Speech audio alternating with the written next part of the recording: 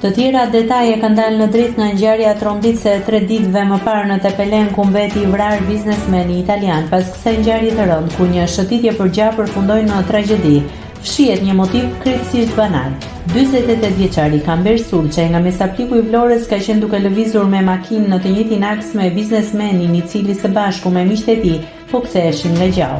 Dritat e gjata të makinës së italianit krijuan shqetësim tek autori Kamber Sulçaj, çka bëri që mes tyre të niste një konflikt që degradoi në ofendime mes palëve.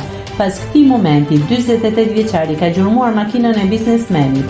Ai u ka zënë prit në zonën e njohur si qafa e Dilanit dhe ka hapur zjarr ndaj automjeteve.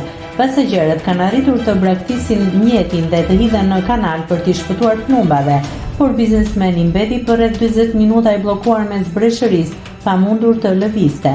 Mjaftoi një plumb rikoshet që t'i merrte jetën. 48 vjeçari, i cili është shpallur në kërkim, rezulton të jetë aksioner në një gurore në Brataj të Selenicës në Vlorë, të quajtur Ston Quramenga. Në këtë gurore është aksioner me 25% së bashku me babain e tij, Delo Sulçaj, i cili ka 20% aksioneve, dhe vëllain, Akil Alias Ermal Sulçaj, me 15% aksioneve, si dhe 2 persona të tjerë. Kamber Sulçaj po ashtu posedon edhe një stan me bagëti.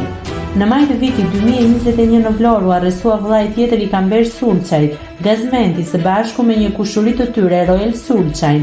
Këta të dy u kapën me 2632 fara kanabisi, të cilat do t'i shisnin me qëllim kultivimi.